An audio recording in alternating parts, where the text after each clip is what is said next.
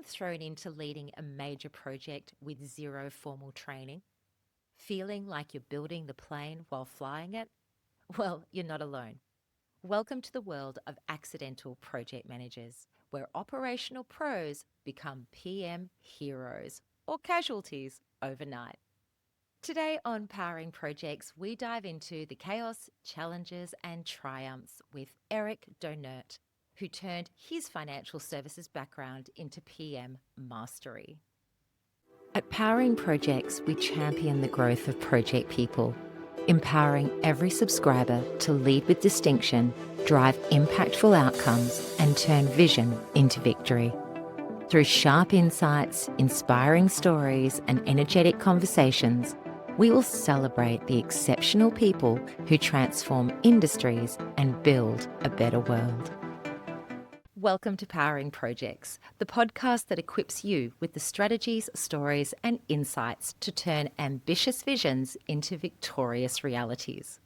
I'm your host, DK, and today we're tackling a phenomenon that's all too common in today's fast-paced business world, the accidental project manager.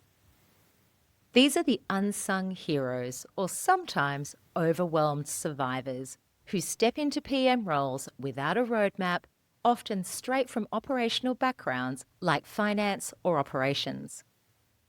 Joining us today is Erik Donert, a PMO powerhouse who's navigated this exact path. From his roots in financial services at Deloitte to leading multi-million-dollar transformations, Erik brings certifications in PRINCE2 and SAFe, plus cutting-edge expertise in AI-driven projects. We'll explore the pitfalls of being an accidental PM, the fairness of hiring them without training and support, and how to turn these challenges into strengths. But before we kick off, if you want to join a community that puts your career first, gain global connections, cutting-edge skills, and hear from voices just like yours who are shaping the project management industry, subscribe to the podcast now. Erik is a seasoned project leader who has a unique perspective on this very important issue. He transitioned from the high-stakes, precision-driven world of financial services into project delivery, where he saw the gap between accidental and intentional project management up close.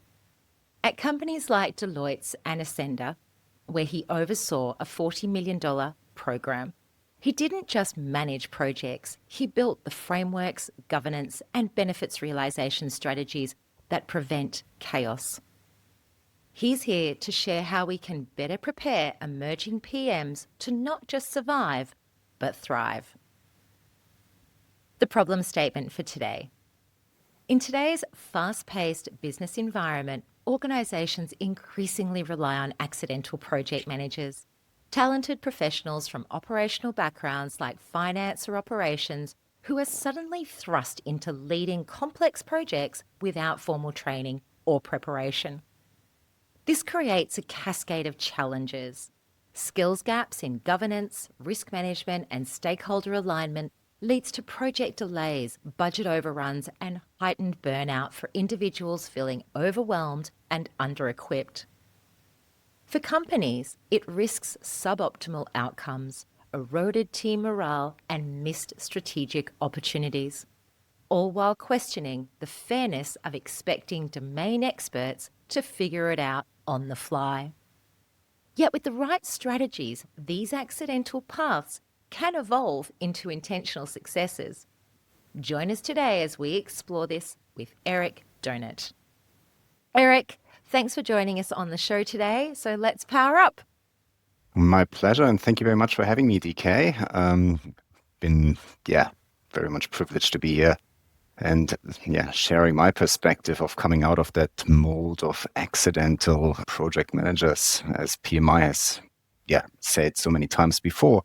The majority of operation leaders out there in project management are accidental. And so, my journey will certainly resonate with a lot of them out there. Absolutely. So, Erik, you transitioned from financial services into a PMO leadership role. Can you share how you became an accidental PM and what was the initial plunge? What did it feel like without any formal PM training? Hmm.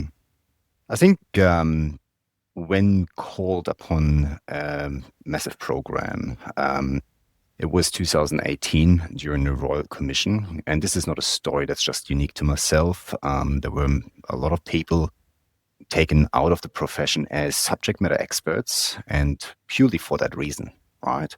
So we had, top financial planners, mortgage brokers, stock brokers, all of those thrown into a room. And one of them was picked to lead the Mötley crew, right? And that leadership was not something that came naturally to a lot of people. It is a process that evolves over time in developing the trust with the people that you're leading. And so I saw this very much as an opportunity to create impact at a larger scale. So for me as an SME, financial planner at the time, the impact that I was always wanting to create is to make a positive difference to the people that I was serving. But now multiplying that at scale, that was the golden opportunity to, utilize my expertise to drive that difference that I wanted to in the Australian marketplace. And the burning platform was there. The team was already assembled. You're thrown in. No one has asked whether or not you have project management expertise. What they wanted to see is lead that team within the scope, within the triple constraints of cost, time, scope, to that outcome that we needed to achieve. Mm. And so, what was really, sobering in that was that no one really knew what that scope was to look like, what the methodology was to look like. And so, it was a bit like building a plane while flying in that process. Mm. That's really interesting. Did you find it like, were you frightened going into it, or did you just think, I'll just work this out as I go? I suppose both. I mean, not to be frightened would be careless. There was a lot at stake. And I think the grounding is very important. You need to find your anchors in that process of saying, okay, well, look, you know what? First, you're there for the people.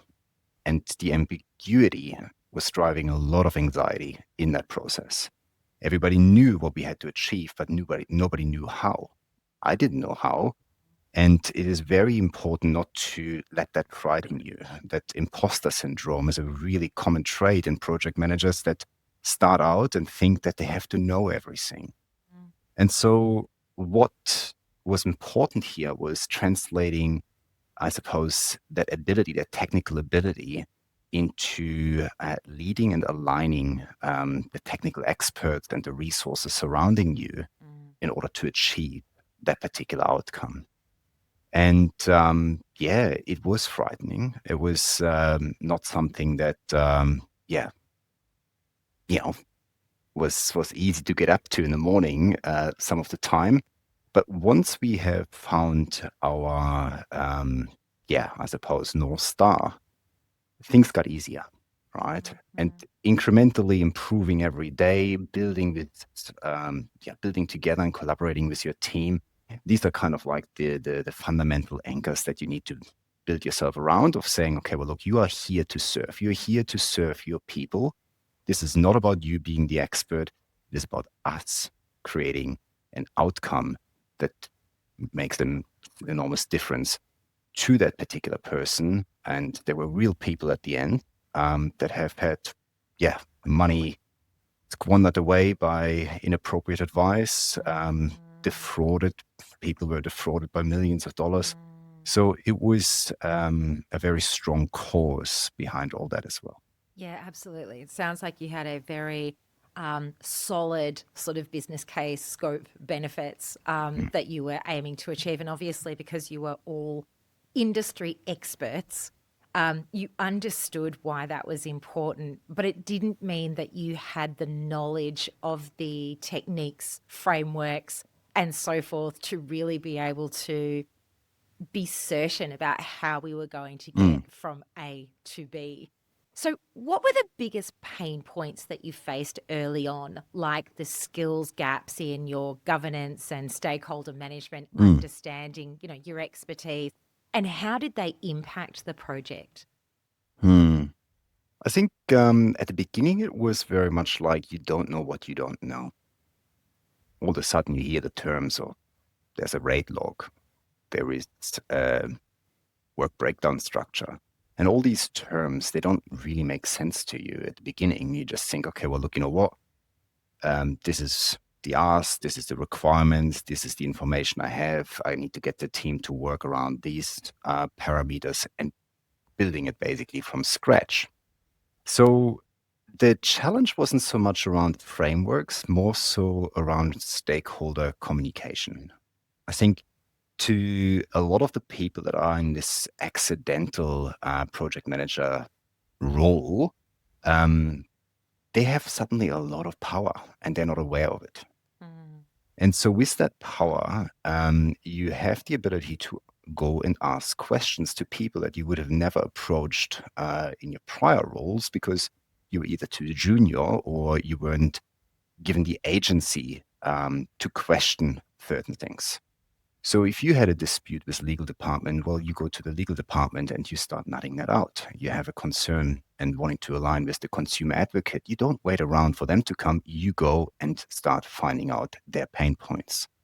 And so what you quickly learn in that process is that by asking the right question and allowing yourself the agency to go out of your comfort zone and going into, yeah, different department and stakeholder groups that are impacting that program outcome, as long as you're always driving it towards that North Star, that outcome that we're trying to achieve, you are in the center to pretty much align that and have everyone working harmoniously towards that goal. Mm. But it's easier said than done. It takes a long time to get comfortable. And we know that the situation when you're sitting in a meeting and you have an idea and you're getting shot down, overcoming that fear of being shot down is really important. And you touched on a couple of really important things there because number one, I know because I myself started as an accidental PM and I too learnt these processes on the fly as either other PMs mentioned to me, do you have these things? Or, Mm, and I often say this, I was just extremely fortunate that I worked my introduction to project management. I worked for an organization that had a really sound methodology written mm, down. And, we had a full website that was dedicated to that methodology, which took you through all of the key steps and had all of the templates and frameworks that you should use to evolve it. So anytime someone mentioned something to me, I could easily go and search for that and actually have a look at, okay, yeah, this is the requirements of the activity or the technique, and these are the templates that I would use to achieve it. So I was quite fortunate. However, it still required other people to prompt me because it didn't come naturally to me. But every project I did thereafter, all of these things started to become my base delivery yeah, method. Yeah, the yeah. DK method of how I go You through projects, right? Yeah, you build your toolbox, right? It's a You bit like do. you go into a workshop and I don't know, want to assemble furniture as an example. You start with your little saw, you get your little hammer, you get your, Correct. grinders or Correct. whatever.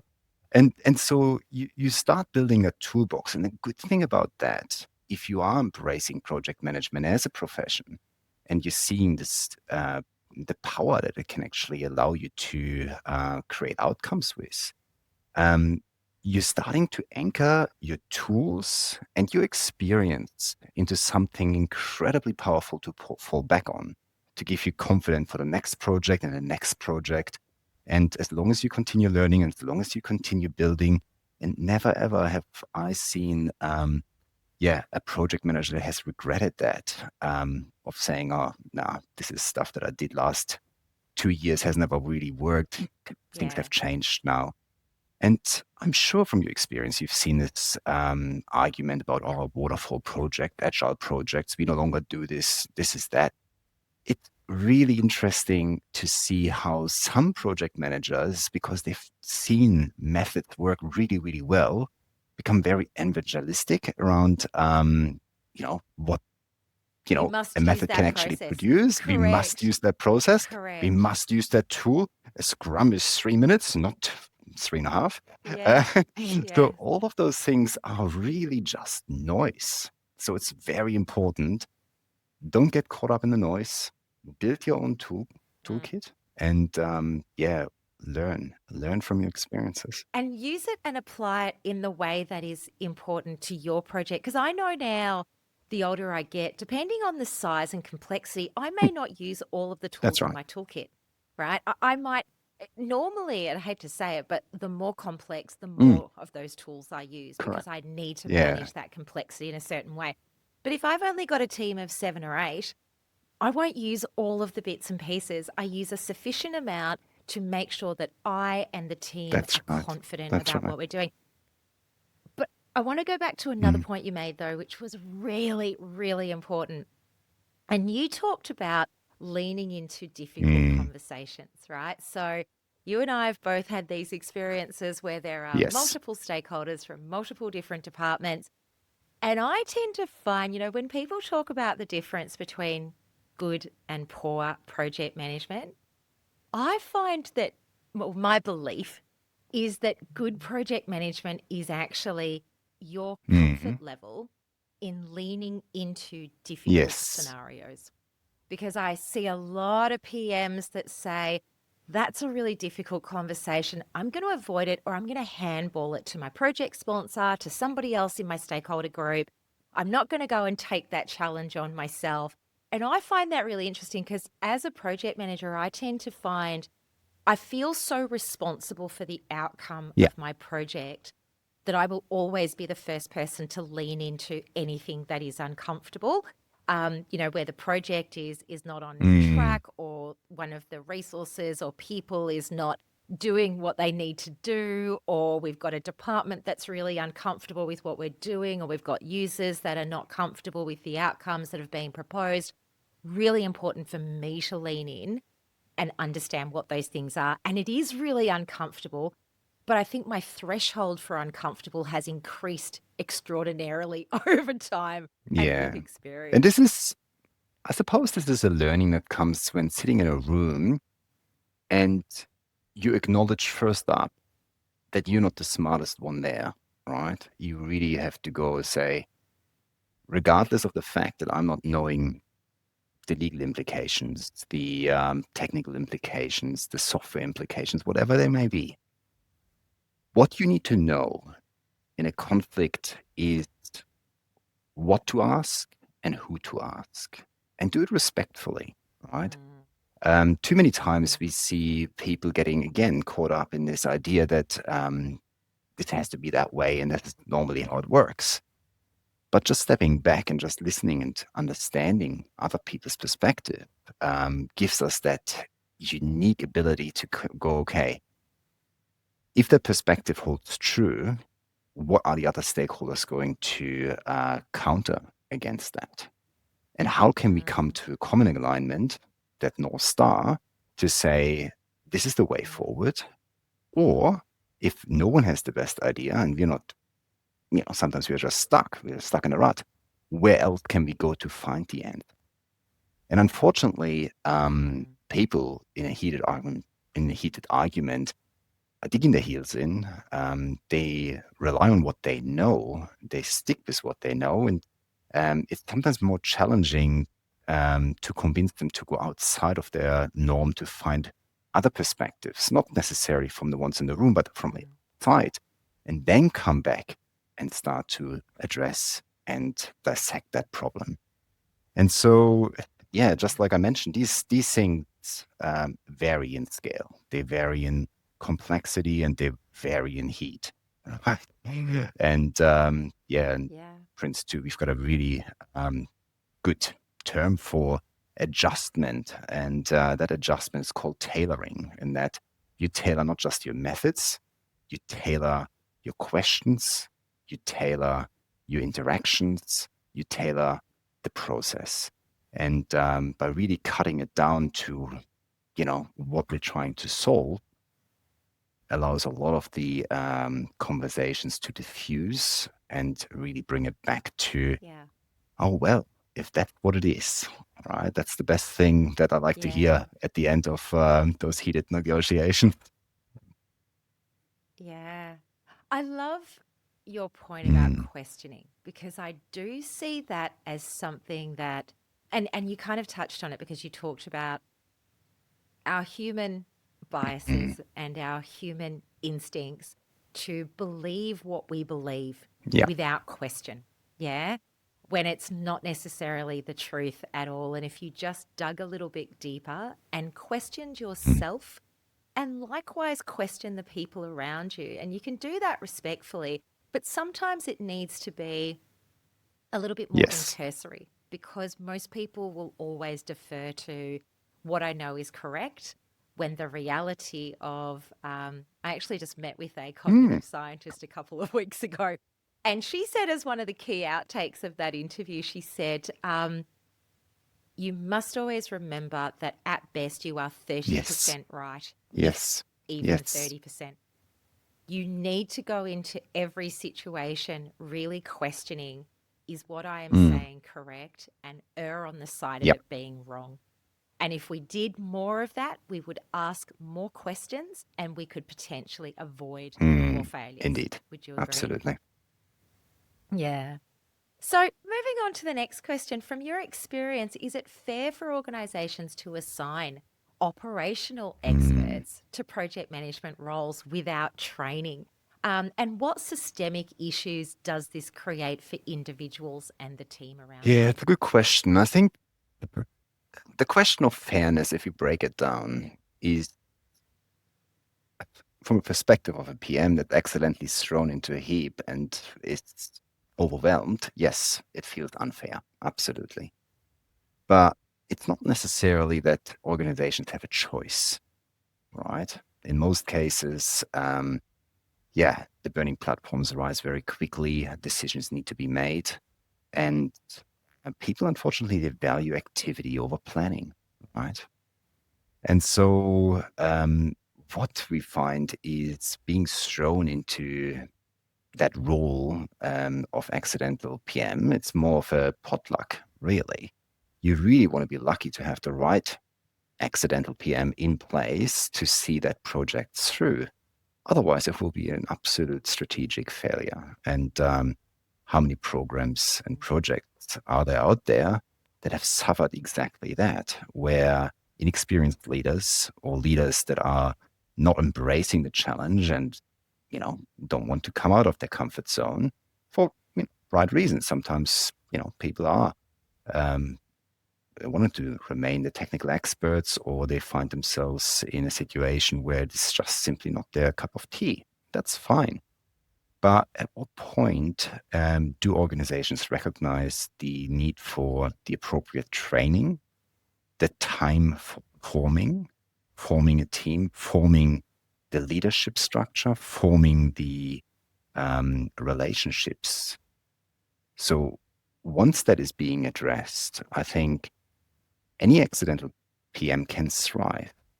It's very much a question of, okay, Mm, well, how much support are we prepared to give that accidental PM in order to develop their skill set? And I think mm, mm, one thing that I always feel in terms of the skill set development is more so of a mindset shift. The mindset shift that I've undergone was that I was no longer the doer, right? And it took a mm, long time, because we are mm, technical experts. We know how to do this, and we know how to do it really fast, and we know how to do it really precise, and we know how quickly we can get to an outcome. And if you are in that position of saying, okay, well, look, gee, I can turn things around really quickly,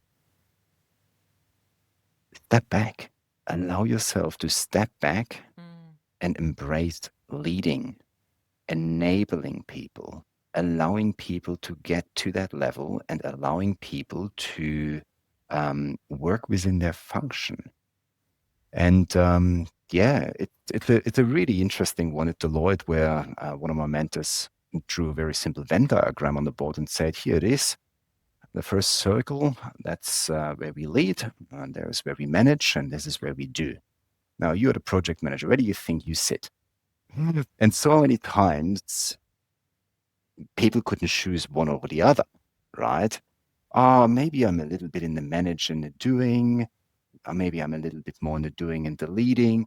No, it is very much about leading and managing, where the doing is left to those subject matter experts that are with you on that project, that are now suddenly having roles that may sound a bit different to what they were originally. A software developer suddenly might call it a business architect, or a reporting lead might suddenly become a business analyst.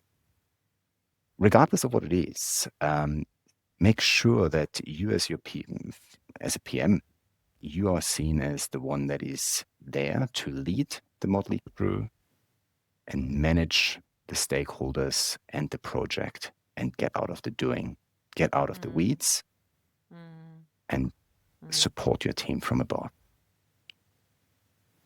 Yeah, absolutely.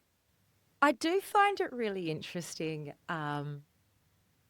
the concept of leading your team. And I think the reason is because I've spent a lot of time with Colin Ellis lately. Colin runs Yes. culture, and he talks all about culture leadership on projects, which I absolutely love.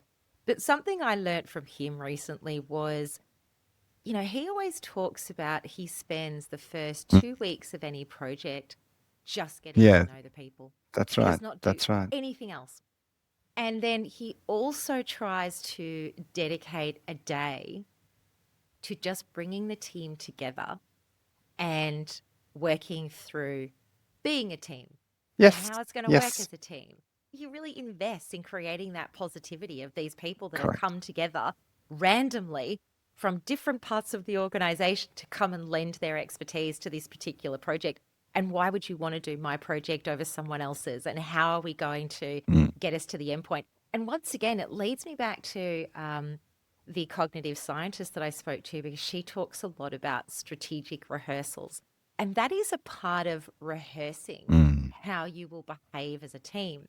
And that's really important because it says, okay, how do we respect each other? How do we work together? All those kinds of things. But it astonishes me, Erik, and you touched on this as well, how many projects we rush into delivery without allowing ourselves to do that foundational work that brings people together for a Yes. common cause and a common understanding, to build appropriate relationships about how we Yeah. will work together for a period of time in a highly stressful Yes. project. Yeah, because all It is. projects are stressful. No matter what people tell me, I'm sorry, it's a It stressful is. It is domain, fast right? paced. And again, Yeah. you really are, it is a people business, right? We always think, oh, yeah, it's a project that has an impact on regulation, on developing software, of transforming an ERP. No, no, no. It's the people. It is all about them. It is, and funny you mentioned Colin, because at the gym this morning, I was listening to that exact podcast you were describing, where it took like 3 months to go and meet everyone face to face, have that conversation, Yeah. find out Yeah. the names of their children. Because after all, everyone goes home and those children will know you. But in Correct. what context, that's really up to Yeah. you. Yes. Such a good point, Mhm. Erik. In what context will they know you? Because that is the Absolutely. reality. Everybody comes home and talks to Correct. their partners and their children about what my day was like, and all the rest of it. And imagine if your interaction with your children could be, Mm, we had a really tough situation today, but because they're such good mm. people, we managed to resolve it without anybody getting stressed or anxious. Kids, take this away with you That's as it. a lesson That's on it. how to navigate Exactly. life well, Exactly. Yeah, makes such a difference. All right, so let's talk about hiring accidental Mm. PMs, because it's obviously quite a common thing. So many organizations will hire from Yeah. within. Um, Even though I must say, I wonder how true that is, because I got hired as an accidental Mm. PM. Um, I was hired straight into it. So I just wonder, Yeah, how same true this here. is. But anyway, Hmm. hiring Yeah, accidental. yeah. I Did you? wasn't part of the organization. It was Yeah. a phone call, and all of a sudden you find yourself in front of a big building and going thrown into a room with 40 people looking at you, and you're going, "Hi, it's I'm your team lead, delivery lead, project lead, Project whatever lead. you want to call it." Hello. That's And right. wouldn't even say project manager. It sounded far too outdated and formal. Jeez, no, no, no, no. You're much cooler than that. You're the delivery lead. Same thing, but whatever it means, it's the people you're leading. And to your point, Yeah. for organization hiring project managers, regardless if it's internal or external, the pitfalls need to be they need to be aware of those pitfalls and how to overcome them. All right. Yeah. So what are the Hmm. key pitfalls for companies, such as project delays and missed Yeah. risks, and that you've seen or experienced Look, in your career? operational, I think, is the first one that comes to mind. Um, Thinking that activity is great, utilization is fantastic. If everybody's busy, they must be doing something. But this creates that false illusion in organization that, oh yeah, the project team is busy. They're never around. They're busy. We're not going to distract them. Not sure what they're doing, but they're very busy. So that is, I suppose, a pacifier, right? It soothes executive leadership to say, yep, they're busy. They're not available right now. But what are they doing? Yeah. So Yep. is it Is it effective? effective? Are Are we they moving in the moving in the right right direction? direction? This is one of the Yeah. things where the accidental PM, if they're busy, and busy is a very funny word, right? We always love that. Oh, yeah, I'm busy. I'm sorry. You as a sponsor or an executive, you really need to have or be in touch with that individual to understand as to when that busy turns frantic and when that busy is just purely overshadowing outcomes that are not being produced and hidden within activities, or as we call it, Jira tickets being sent to each other without anyone ever answering. So it is just one of those things where, from an operational pitfall, um, yeah, be very close to your PM, have the open and honest conversations, and offer that support, right? The next thing is the financial, right? The financial pitfalls. Um, Cost of rework comes to mind. When quality is not to expectation and quality assurance sends it back, a lot of the time that effort is not being measured, but later on comes in with a massive check. And so the question then comes to, yeah, well, we had this wonderful throughput this month, but following 1 month down the track, quality assurance takes half of the work back. Where are we with our finances to accommodate for that rework, and what happened at the front end? So again, the busyness needs to be understood. Is that rework, first of all, justified? Has everyone worked on the side of methodology? And this is where the next pitfall comes in, of not creating the right governance structure, of not creating the checks and Mm. balances. And how many big projects have we seen fail because of that? Right?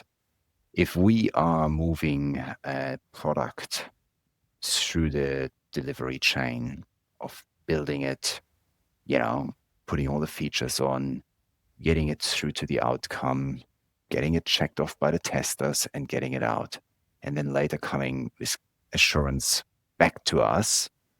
Well, has assurance moved that yardstick, which often happens? And if it has moved that yardstick, where was it signed off? What governance forum, whether it was Steerco, risk committee, whatever, has actually allowed that yardstick to be shifted? Because in the end of the day, nothing is worse than ambiguity. It kills your team. It creates that anxiety where everyone starts questioning the process, questioning the why. And very soon, if you're not protecting your team as a PM, they will question who. And that's a very, very difficult position to be in. So, yeah, so the financial impact of what you do is a massive pitfall, and governance is the one to protect you on that. The last one is the human and the cultural pitfalls of having an accidental PM. And I just think of the usual team burnout and what I mentioned before of people starting to question, right? You have people working in ambiguity, where it's not certain if you're going to get this done. It's not certain if I then have a job. Grinding, and that grind needs an outlet. And unfortunately, you're in the center. You're the accidental PM who has to wear that. So culturally, it is very important to, as Colin said, get close to the team from the beginning. Don't create artificial and transactional relationships. Create real relationships. Know who the people are that you're working with. Not so much about their skills, but why are they here? Why are they wanting to make that difference? What is their burning platform? Yeah, What drives them, exactly. motivates them, and how, there is nothing more important when you're working with a team than understanding, how do I get Yes. the best out of this person? Because I'm going to have to call on them to do things that are Yeah, really hard indeed. at some point, and I need to know how to Hmm. motivate them to do it. Um, but I loved what you said about the operational. I must say, one of the biggest lessons in project management that I have learnt throughout my years was a particular project I ran where a team member was working on something that was totally inconsequential to what we were doing. Mm, And what then ensued was a financial issue because we had spent so much time doing something that was absolutely not required.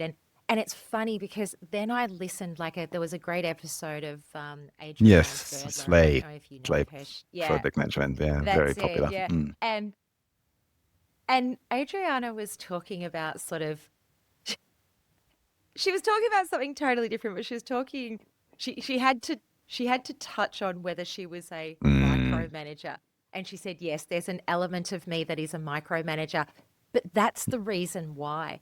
Because we need to focus on the micro of what are correct. people working on at the moment. Is that in my That's scope right. or is that not? Because a lot of the work that we do is at a Mm, very detailed mm, level, right? We're not working, the project manager is probably the person that is working on, as I always say to people, I do a little bit of everything. I don't, I have deep knowledge of my risks. I have deep governance knowledge. I have deep process knowledge, but I'm not the person that's delivering the deep code. correct. And I'm not the person that's testing that. And I'm not the user that has to receive it and implement that into my operational workflow. That's where the really deep Mm, work occurs. I'm deep in different things. Um, but as a result of that, I really do need to make sure that the things we are working on are fundamentally important to the project and that we don't accidentally yeah, start working on things that are inconsequential because then I that's it. burn through money, That's it. right? And every day that I spend working on something I don't need to Yeah, work on is money. So really, yeah. really important elements there. I loved all of those things. All right. So let's then turn our mind to how did your financial background help or hinder your adaptation to project management, especially in those areas like budgeting and strategy alignment during that large scale transformation you were Yeah. talking about? It's an interesting question. I suppose in any profession, there are relatable elements that we are utilizing in project management. And for me, as a financial planner, it was very much looking at transition points, right? So in financial planning, we do have that saying, when life goes in transition, money will go in motion, right? And we look at the transition points in our life, marriage, buying a house, etc., etc. So when you have a large project, it was very helpful for me to look at, okay, well, once we finish this, you transition to that. Where is the governance there to protect us? What questions do I have to ask within that particular, segue or intersection to secure that project? And the question of securing the project was not so much about, just the triple constraints. No. It's about capability and capacity of your team as well for the next stage. And so within that, reading financial statements and understanding churn, cost burn, and all that kind of stuff, that kind of comes naturally. But what's really important is seeing a project as a journey in which you have milestones. And those milestones, those transition points, to target them and to ask the right questions, not when they just arrive, but looking forward. Right? Financial planning is very good to prepare you, as the word says, to plan appropriately. Unfortunately, as we said before, in project management, there's very little time given to that art. But we do have the ability to step back, right? We call it sprint retrospective, right? Very similar concept, where we go in and start dissecting as to what has worked really well within our last sprint and what can we do differently in our next, right? And of course, the further and longer you plan into the future, the more variance you need to factor in, and you need to account for the ambiguity and whatever comes out of left field, which you never really know. But at least you are prepared. At least you are prepared, and you do have that confidence built in that you know what's next, you know what you need to be doing and who needs to be doing it, most importantly, right? I find a lot of the project failures that I see is purely in the thought that went into what are all the activities I need to do. And I even see it myself. Can I tell you, last week for the very first time, I was creating some dummy data for a project that I was doing, where I wanted to run some dummy data through it just to see how it was spitting out the result. And the dummy data found some errors in my planning. And I was so impressed. It also found errors. Well, it presented some items as errors, but it had actually not checked its own homework. So it was kind of a little bit on both sides, but it did actually find errors in my planning, and I loved that.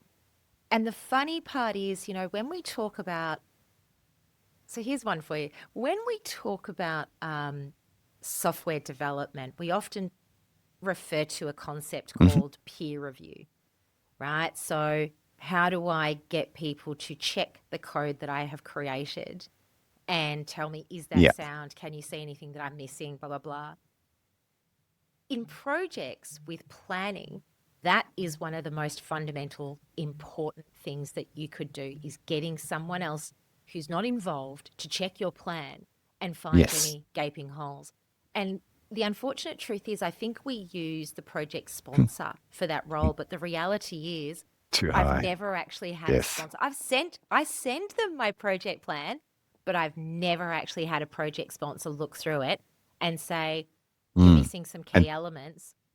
But all of the project sponsors I work with will guarantee to me that they are the pinnacle of project sponsorship, and that their understanding of project delivery far exceeds anything that I will ever understand after my 15 years. So I find this bit really extraordinary. Why do we not check plans? Yeah, and particularly with the people in the know. And I suppose, using that word fairness again, it's equally unfair to put accidental PM into a role that completely overwhelmed them without any support. But what support do we give our sponsors?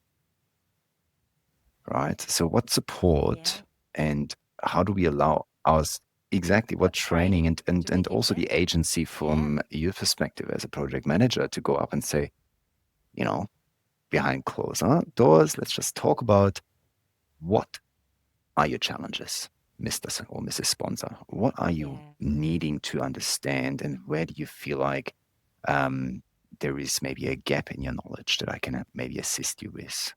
And having that conversation is amazing, because it opens up real, it creates an enormous amount of trust, first of all, and it opens up a real conversation around as to how much can that sponsor really support, and how much can you support that sponsor?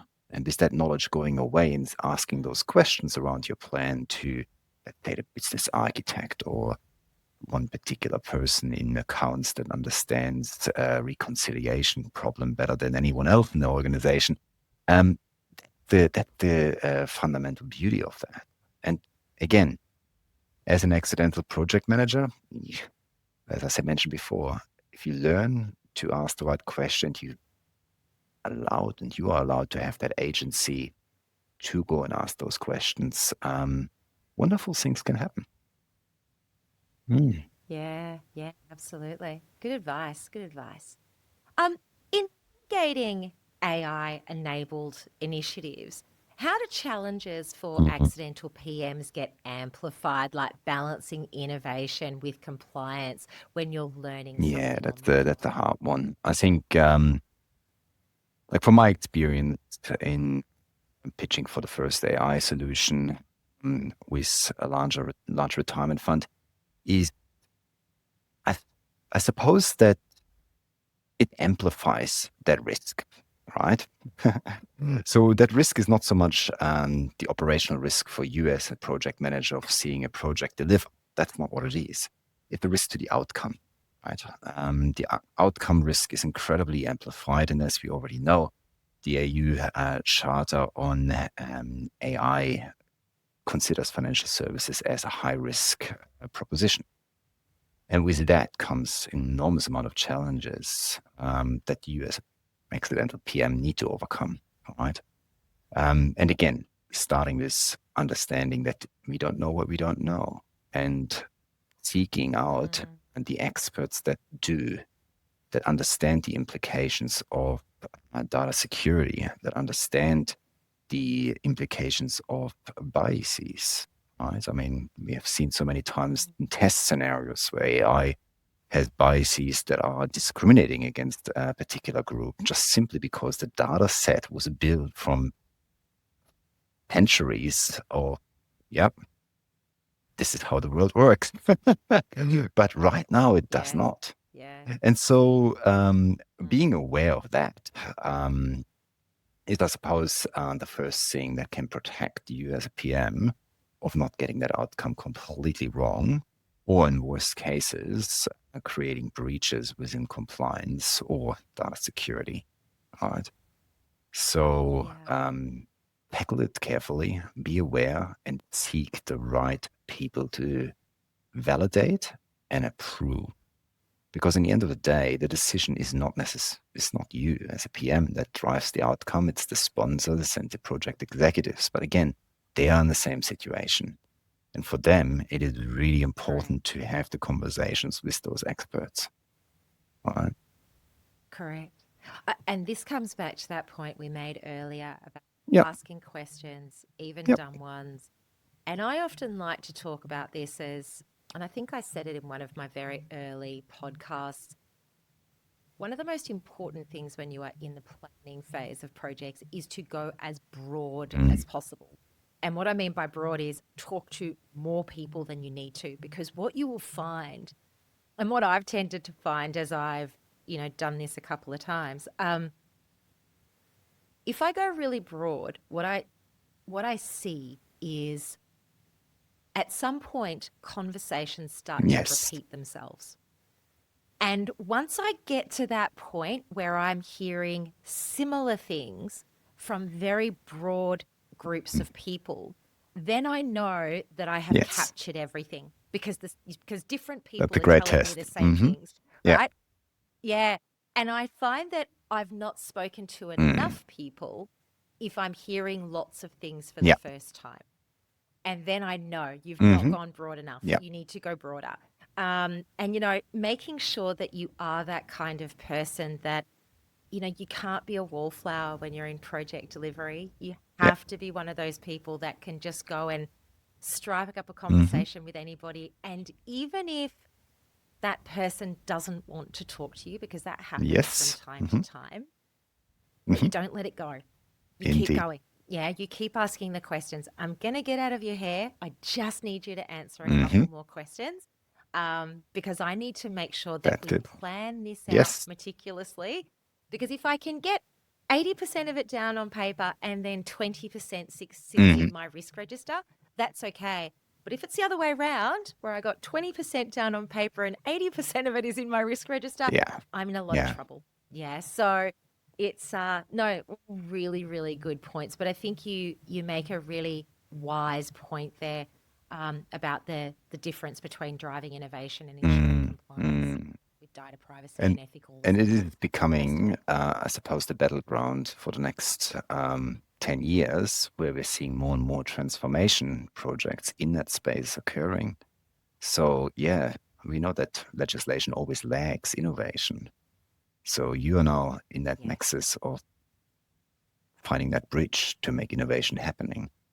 Because after all, you're not the blocker, Yeah. you're the enabler. You need to enable projects to Yeah. succeed.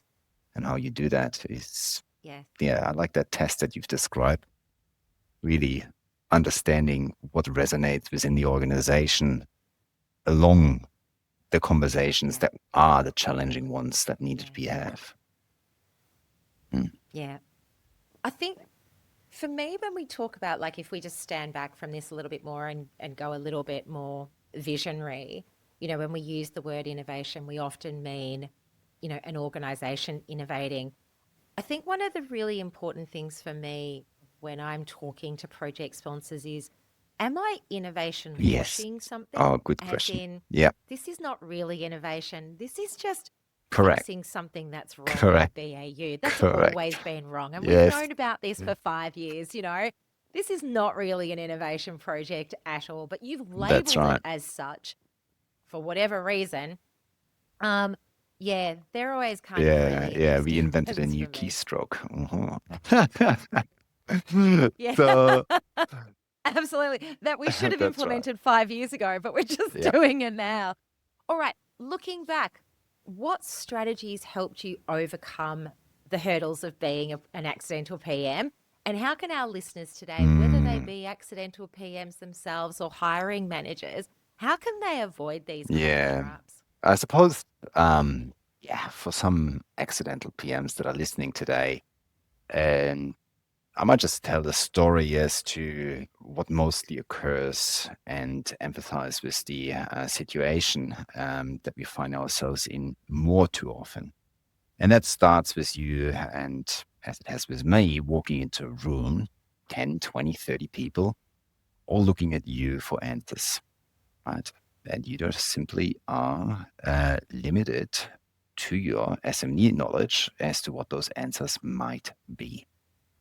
So the concepts of rate logs, work breakdown structure, just don't make sense to you. Impact assessments, yeah. What impact assessments? Yeah. When do we do them? Not too sure. Hey, hang on a minute. Somebody mentioned float before. Are they going on holiday and floating down the river? And what about the one that mentioned flag the other day? Was that something that there's someone lazy down there in the trenches? So you Yeah. are going to be overwhelmed and you're feeling, yeah, it's getting incredibly tight with maintaining your composure, right? And saying, okay, well, look, um, I know what's going on. I can tell the sponsor the status, what we've done today and what we're going to do tomorrow, and that's all going to be good. So very, very, very important. At this first interaction with your team, when they're all looking at you, um, just tell them exactly who you are, what you've done, and what you are going to face challenges with, and where you need their help. Be humble. Focus on your team. Number one, every morning you get up.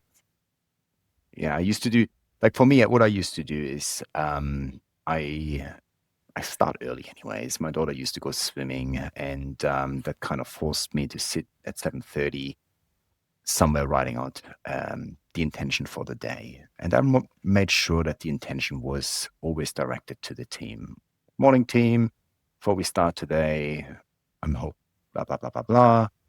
this is what we're going to do today. That's on my radar. And I'm hoping by the end of today, we have accomplished that. And it doesn't have to be an onerous email that no one reads, just a simple paragraph as a good morning. Here we are, right? Get everybody together.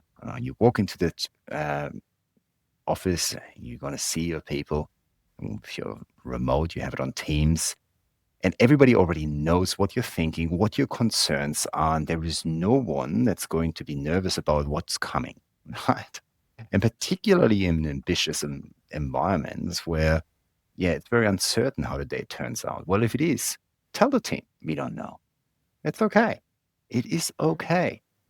But don't tell them to say, well, we don't know what we're doing today, so may as well have a bit of a longer coffee break. Tell them in a way of motivating them to find the answers. These are the challenges. We just simply don't know how to fix that at this point.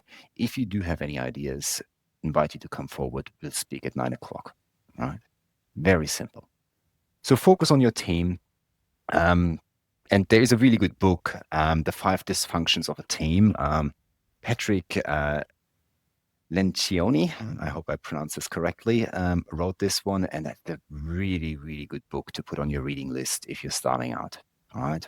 It's a fantastic read to really understand as to why teams fail and how dysfunctions, essentially spiral out of control. The next thing, if you're finding yourself in that situation of overwhelm, is to learn. And learn with intention of knowing and applying, not with the intention of sounding smart.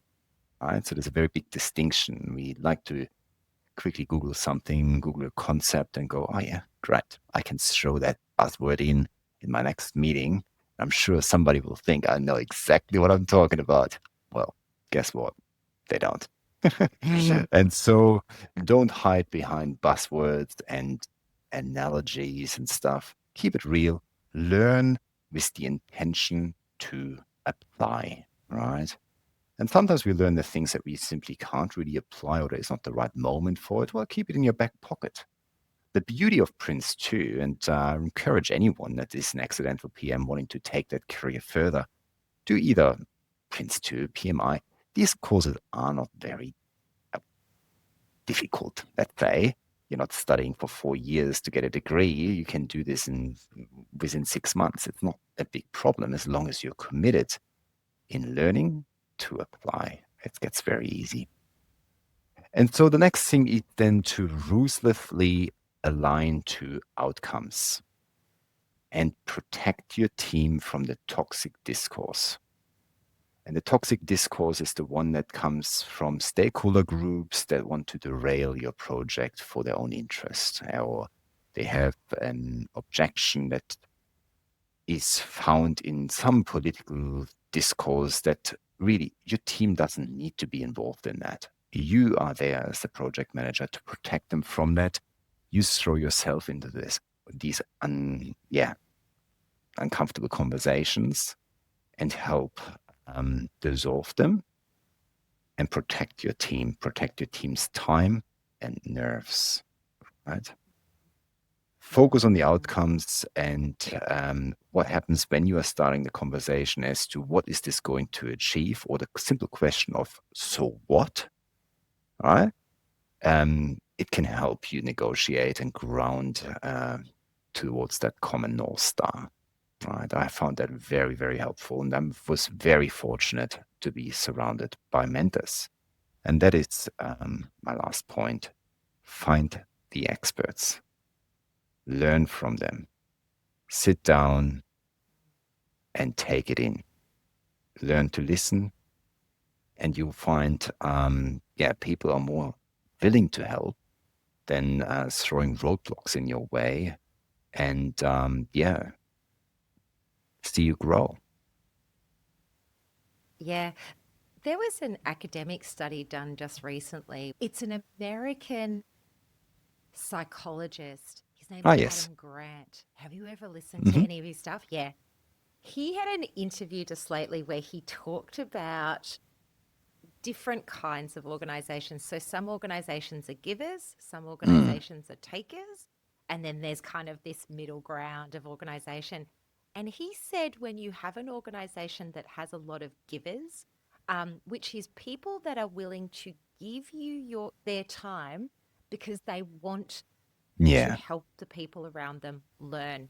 Yeah. So if I know something that's really important to the organization, I'm going to make an effort to try and teach that to as many people as I can.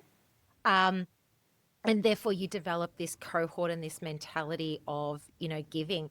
And I think that's really important because expertise is something that can easily be hoarded to Yes. the detriment of everybody in Hmm. the organization.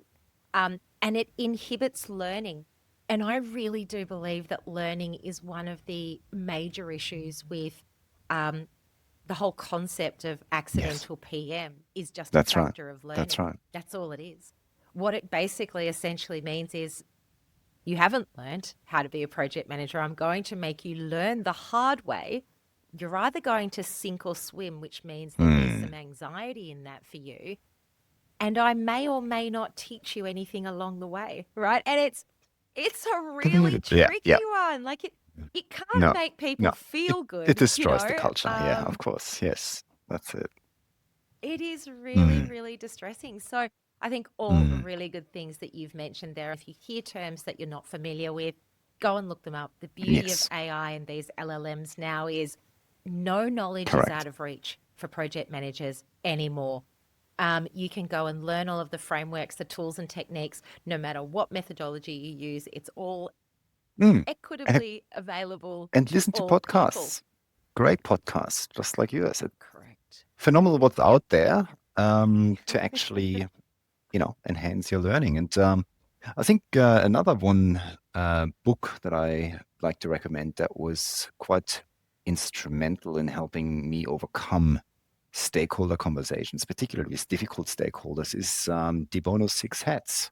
Right. So it's almost a Mm. classic now. It's a fantastic book to really align yourself and understand different stakeholder groups within an organization, understanding what drives them and how your communication style needs to adapt to influence them to get to what you need. It's a really, really good book. And yeah, we put it in the show notes, perhaps as a recommendation. It's a fantastic Yeah. read for anyone that finds themselves accidentally project managing. Yeah, absolutely.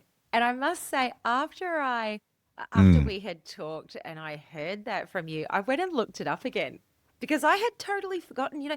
That's the unfortunate truth of we deal with it so is. many It frameworks is. in this It's industry. tomorrow somebody will Um, invent one. and you do over time. Yeah. Correct, correct.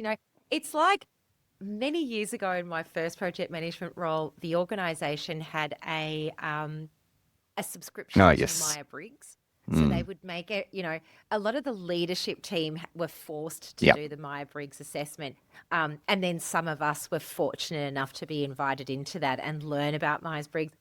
But the funny thing is, after all these years, I'd totally forgotten. And someone said to me the other day, "Oh, you're definitely in this quadrant." And I was like, I'd totally Mm, forgotten what the yeah. quadrants meant. But they are really important when you are Mm, dealing with people trying to understand if I'm going to try and influence and motivate you to do something, yeah. it's really important that I have some Yeah. semblance of who you are. Um, but I loved it. So I've actually started for myself a little spreadsheet of Oh, all the frameworks and tools and techniques because yeah. But otherwise tell I me when you're forget them. done, because it seems It's, like with that yeah. industry, and I don't know, suppose, we've seen this since 2000s with the rise of Agile, Kanban, Scrum, all that. Um, I feel, and look, this is coming from managing projects quite recently at this large scale. But I do feel there is an entire industry dedicated to coming up with the next best framework as to how to deliver your project. It's a little bit like if you take it back to financial advice, finding, oh, yeah, there's so many different ways of providing advice. But fact, it comes down to 6 steps. And so if I'm looking at Prince2, I'm looking at practices, right? But for each of those Mm, practices, you can develop whatever framework you want. And I'm sure they have already been invented. It's there's a lot out there. Yep. And you make a really valid point because Yeah. PRINCE2 has many more than that. Actually, and then seventh edition, they went backwards. But when you look at the Yeah. process in each of those disciplines, it is Hmm. exactly the Yep. same, just over and over and over again. I'll give Mm. you another example. Just recently, I went to a seminar. There was a university academic. He had Yeah. done some research out in the industry about management and leadership. And he had interviewed all of these leaders and he had written down a whole heap of stuff. And then he was developing a framework for leadership. And I remember reading it and thinking to myself, this is no different than the Yeah. 20 other people that have researched this before you. You have not given me anything here that makes me think we should be doing Mm. leadership differently. And this would really help. Yeah. Do you know what I mean? It was still just, oh, well, this is what all these people said about leadership. They didn't do their job properly because a leader Yep. wasn't being Yep. a leader. And I found that really interesting because I really sat back from it for the first time and thought, I'm really sick of the Mm. word leadership. I'm sick of people talking about what it should be, who it should be. You know, project people should be leaders, Yes. project sponsors should be leaders. If everyone's a leader, That's who's it. getting That stuff done? that's Yeah. exactly like to that point. That three Venn diagrams: the doers, the managers, and the leaders. Very distinct Yeah. roles. However, we can see that even the doer is leading and is required to do so, Yeah. but within their remit, right? And this is the thing. Correct. It's a it's this. I like to see Yeah. it as being something a little bit different in that I like to think that as a doer, the best leadership that you can apply to what you do and what the team does is Oh the yeah. quality of the outcome. If the quality is being good, then you have shown real Indeed. leadership. Yeah, you've thought it Mm. through, you've Mm. tested it soundly, you've polished it. You know, it is not a rough diamond anymore. It is a beautiful cut diamond ready for an That's it. engagement ring, you know? So that's really good. And as a manager, it's the same thing. If everybody has been able to work together cohesively to get to that outcome, and we always have our ups and downs, we're human, but we've been able to get to that outcome and you've managed your stakeholders correctly and the quality is correct for the users that are going to use it, you've done Yeah. your job correctly. I think we underestimate that. I think we talk about leadership as if it is some sort Mm. of ethereal quality that is up here in the ether that is difficult Yeah. to describe and difficult to understand. And, you know, some people have got it and some people don't, and blah, blah, blah. And it's like, really? Let's just make this simple for Mm. people, you know? Yeah, no, I don't know. What do you 100%. And making it simple is really coming back to who are you serving? I think every leader needs to ask themselves that. Yeah. Yeah. Yeah. But I've got some final Sure. questions for you, Erik, and I'm really happy we've ended here. Beyond the metrics and the deadlines, what's the most profound human impact that you've witnessed from a project that you've Hmm. led or sponsored? So, can you share with us a Yeah, sure. story about where a win wasn't just about your target, but about something that genuinely changed a Yeah, I coworker's life? suppose the, the the biggest change in the Australian economy that I've witnessed from the projects I was involved in was through the postal work commissions throughout the remediation. And it was by 2022 that, in fact, over $4.7 billion was given back to people by those big institutions for inappropriate advice that was provided in the 10 to 20 years prior. And from that perspective, it is a very, very rewarding. I think back at the time, not just from the people that I was leading, but also from the outcomes and being on the phone with those customers, receiving those sums. Life changing, right? It is life changing to call some single mom that suddenly has $250,000 in her bank account that she never thought she would. right? Or somebody who is terminally ill suddenly realizes that they had sought inappropriate insurance. Suddenly they had an insurance policy they can claim on to get the medical treatment they needed. So this is the thing with project management, right? We are impacting human lives. In some cases, it is life and death. In some cases, it is indirectly through software or tools that we develop. But it is, for me, I suppose, a very human-centered profession, right? In which I suppose you go to work not so much about thinking about your deadlines, although they are important and expensive. But what's really driving me there is by the end of when everything is said and done, what are you going to walk away from? And are you going to have left that place in a better state than it was? Right.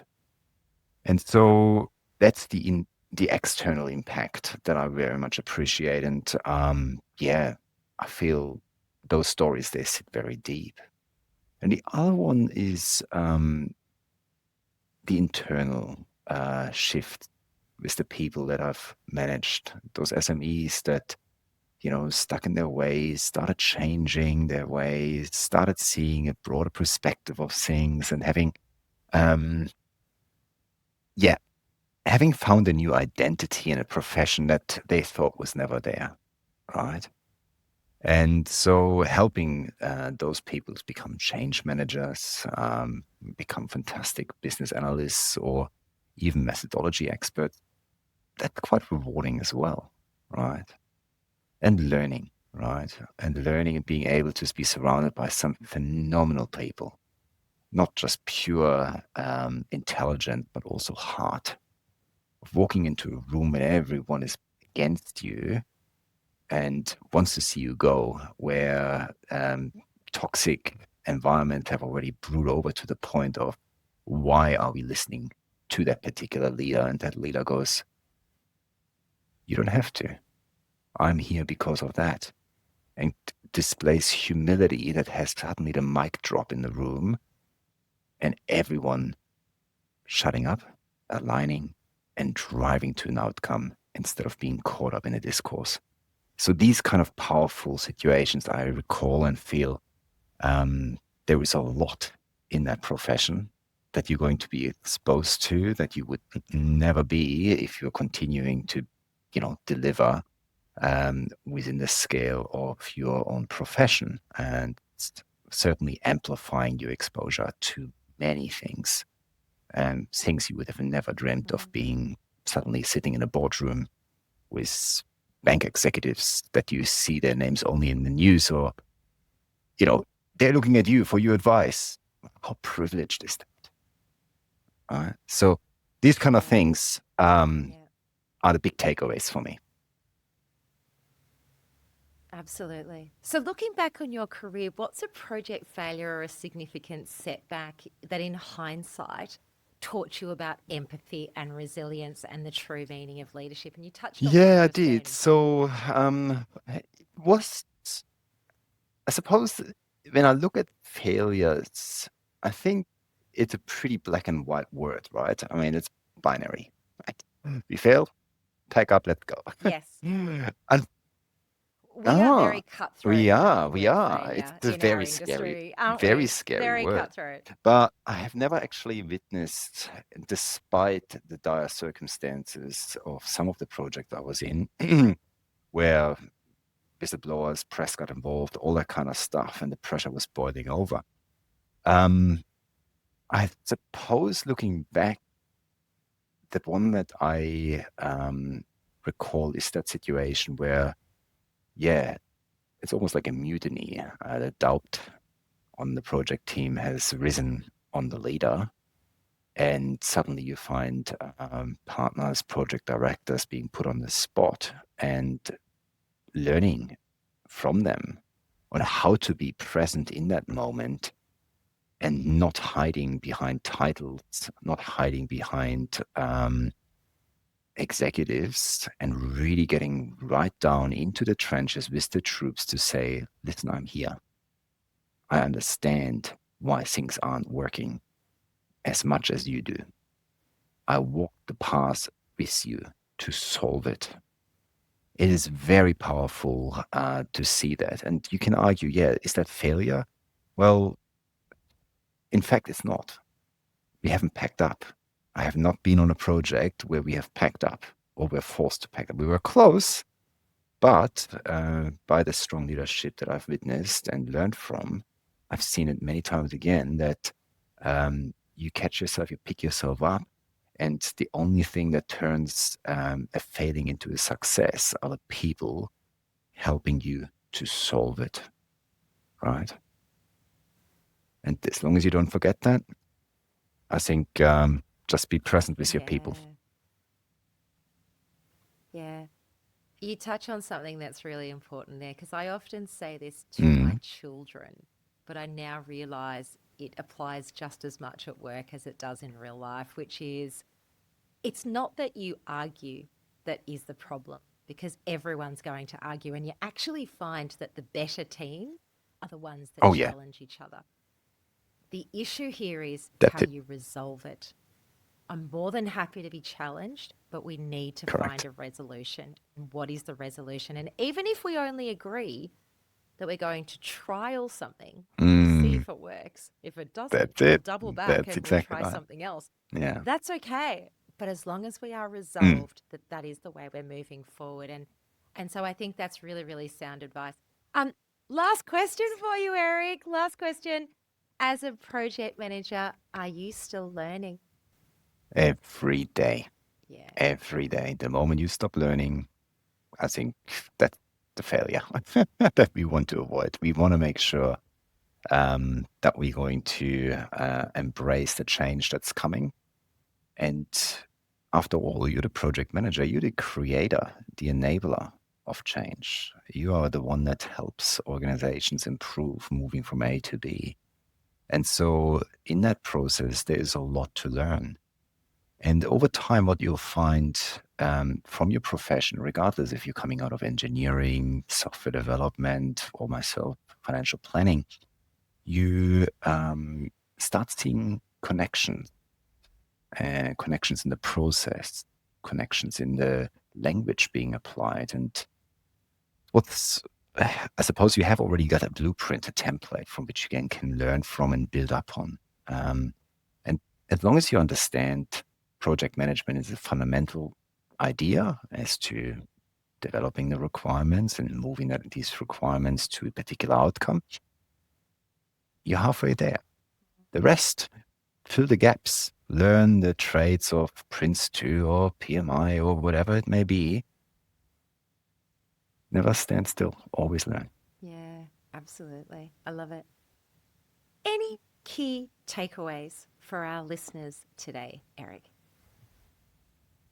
Takeaways, I think the biggest one is really about understanding and acknowledging that, first of all, you're not alone, right? It's very widespread.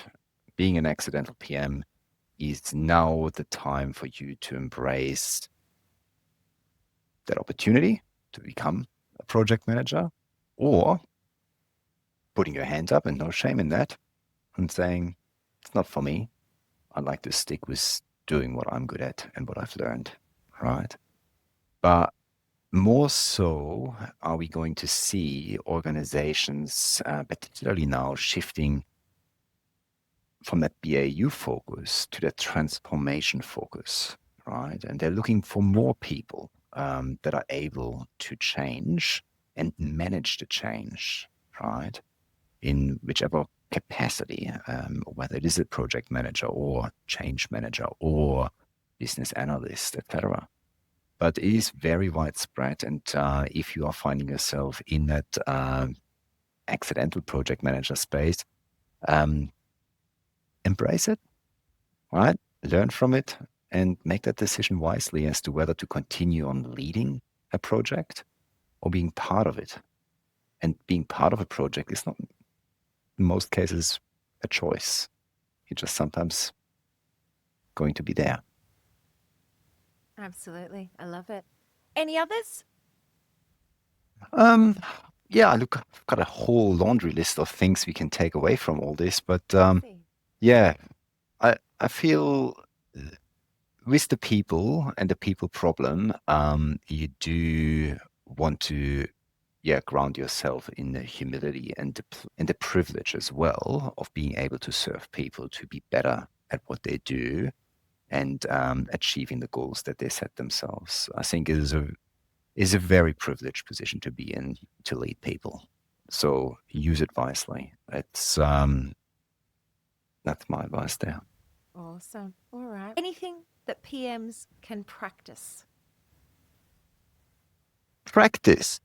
I would Talked about a couple suggest, of these. Yeah. yeah, I mean, there is many things, but like I said, as an accidental PM, take it slow. Don't get overwhelmed by not knowing everything. That's quite natural.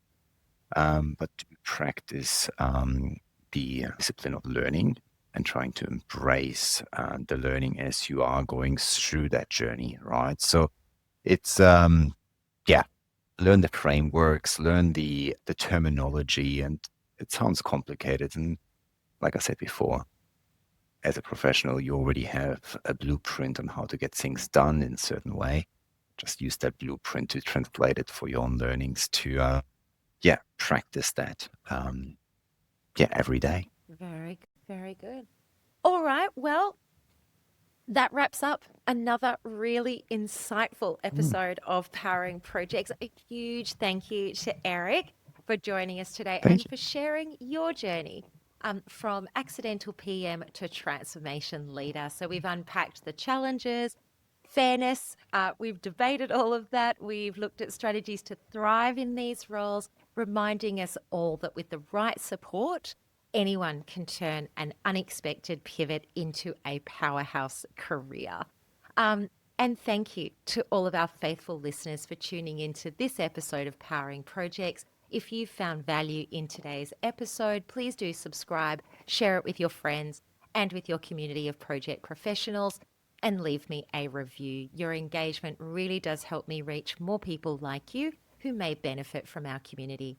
But don't stop there. Engage with us, share your challenges and successes, and let me know the stories, skills, and techniques that you'd like me to cover. Further, help me discover the voices and stories that will benefit the entire community. If you have a guest suggestion, comment below or email me poweringprojects@gmail.com.